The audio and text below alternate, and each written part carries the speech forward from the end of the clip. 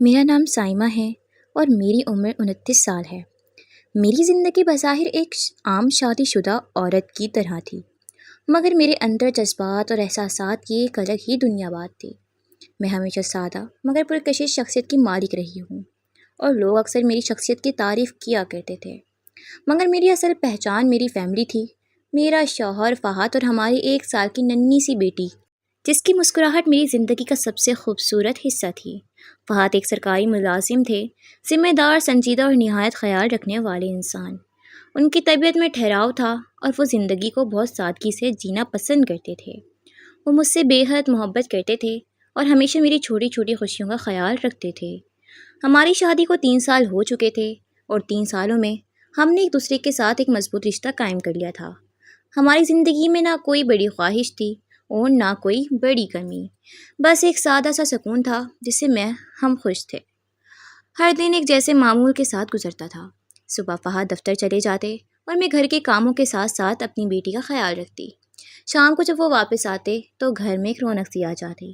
ہم اکٹھے بیٹھ کر کھانا کھاتے، باتیں کرتے اور اپنی چھوٹی سی دنیا میں مگن رہتے۔ میں اکثر سوچتی تھی کہ شاید یہی اصل خوشی ہے، ایک مکمل مگر سادہ زندگی۔ مگر زندگی ہمیشہ ایک جیسی نہیں رہتی۔ ایک دن فہد اپنے ایک قریبی دوست کی سالگرہ کی تقریب میں گئے ہوئے تھے۔ میں نے انہیں فون کر کے جلدی واپس آنے کا کہا، کیونکہ مجھے رات کو اکیلے ڈر لگتا تھا۔ انہوں نے ہنستے ہوئے وعدہ کیا کہ وہ زیادہ دیر نہیں کریں گے، مگر وہ رات ہماری زندگی کی سب سے مشکل رات ثابت ہوئی۔ رات کے تقریباً 11 بج رہے تھے۔ مجھے ایک انجان نمبر سے کال آئی۔ دل بے وجہ گھبرا گیا۔ فون اٹھایا تو کسی اجنبی آواز نے بتایا کہ فہد کا ایکسیڈنٹ ہو گیا ہے اور انہیں فوری طور پر اسپتال منتقل کیا گیا ہے۔ میرے ہاتھ سے فون چھوٹتے چھوٹتے بچا، دل کی دھڑکن جیسے رک گئی ہو۔ میں فوراً اپنی بیٹی کو پڑوسن کے پاس چھوڑ کر ہسپتال پہنچی۔ وہاں کا منظر دیکھ کے میرے قدم لڑکھڑا گئے۔ فہد بیڈ پر لیٹے ہوئے تھے، ان کی ٹانگ بری طرح زخمی تھی اور وہ شدید درد میں تھے۔ ڈاکٹرز نے بتایا کہ ان کی ٹانگیں فریکچر ہو گئی ہیں اور انہیں مکمل صحتیاب ہونے میں 8 سے 9 ماہ لگ سکتے ہیں۔ یہ سن کر میرے لیے دنیا جیسے رک گئی ہو۔ ایک لمحے میں ہماری پرسکون زندگی ایک کڑے امتحان میں بدل گئی۔ گھر کی تمام ذمہ داریاں اچانک میرے کندھوں پر آ گئیں۔ فہد کی دیامتداری، بیٹی کی دیکھ بھال، گھر کے کام اور مالی معاملات، سب کچھ مجھے سنبھالنا تھا۔ شروع کے دن میرے لیے بہت مشکل تھے۔ میں جسمانی طور پر ہی نہیں بلکہ ذہنی طور پر بھی تھکنے لگی تھی۔ اسی دوران میری بہن کو جب اس صورتحال کا پتہ چلا تو وہ فوراً ہمارے پاس آ گئی۔ اس کے ساتھ اس کا بیٹا بلال بھی آیا۔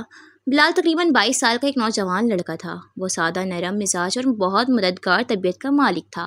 میری بہن نے کچھ دن ہمارے ساتھ گزارے اور پھر مجبوری کے تحت واپس چلی گئی، مگر بلال کو ہمارے پاس چھوڑ گئی تاکہ وہ میری مدد کر سکے۔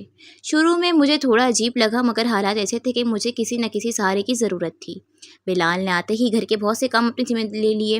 وہ بازار سے سامان لاتا، دوائیں وقت پر دیتا، فہد کو ڈاکٹر کے پاس لے جاتا اور گھر کے چھوٹے موٹے کام بھی سنبھال لیتا۔ اس کی موجودگی نے واقعی میرے بوجھ کو کچھ ہلکا کر دیا تھا۔ شروع میں اسے صرف ایک ذمہ دار اور مددگار لڑکے کے طور پر دیکھتی تھی، مگر وقت کے ساتھ ساتھ اس کی موجودگی میرے لیے ایک سہارا بننے لگی۔ وہ نہ صرف کام میں مدد کرتا بلکہ میری باتیں بھی سنتا۔ جب میں تھک جاتی وہ مجھے تسلی دیتا، حوصلہ دیتا اور کہتا کہ سب ٹھیک ہو جائے گا۔ فہد کی بیماری اور مسلسل مصروفیات کی وجہ سے میں اندر ہی اندر بہت تھک چکی تھی۔ میں کسی سے اپنے دل کی بات نہیں کر پاتی تھی۔ ایسے میں بلال کی نرم گفتگو اور خلوص بھی مجھے عجیب سا سکون دینے لگی۔ کبھی کبھار وہ میری بیٹی کے ساتھ کھیلتا تو گھر میں خوشگوار ماحول بن جاتا۔ میں اسے دیکھ کر سوچتی تھی کہ واقعی یہ لڑکا کتنا سمجھدار ہے۔ اس کے رویے میں ہمیشہ عزت اور لحاظ تھا، جس نے میری دل میں اس کے لیے احترام پیدا کر دیا تھا۔ مگر انسان بعض اوقات اپنے جذبات پر قابو نہیں رکھتا پاتا۔ میں ایک ایسے درد سے گزر رہی تھی جہاں مجھے سہارا چاہیے تھا، اور بلال کی موجودگی نے اس خلا کو کس حد تک بھر دیا تھا۔ میں نے محسوس کیا کہ میں اس پر حد سے زیادہ انحصار کرنے لگی ہوں۔ یہ احساس مجھے اندر ہی اندر پریشان بھی کرتا تھا۔ ایک رات جب سب سو چکے تھے، میں اکیلی بیٹھی سوچ رہی تھی۔ دل میں عجیب سی کشمکش تھی۔ میں نے خود سے سوال کیا کہ کیا میں صحیح کر رہی ہوں؟ کیا میں اپنے جذبات کو صحیح سمت دے رہی ہوں؟ کیا میں ایک ایسی حد کے قریب جا رہی ہوں جسے پار نہیں کرنا چاہیے؟ اس لمحے مجھے اپنی بیٹی کا چہرہ یاد آیا، فہد کی محبت یاد آئی اور وہ سب لمحے یاد آئے جو ہم نے ساتھ گزارے تھے۔ مجھے احساس ہوا کہ زندگی میں مشکل وقت آنا ایک آزمائش ہوتا ہے، مگر ان آزمائشوں میں انسان کو اپنے اصولوں پر قائم رہنا چاہیے۔ میں نے فیصلہ کیا کہ مجھے خود کو سنبھالنا ہوگا۔ اگلے دن سے میں نے اپنے رویے میں تبدیلی لانا شروع کی۔ میں نے بلال سے فاصلہ اختیار کرنا شروع کیا، مگر اس انداز میں کہ اسے برا نہ لگے۔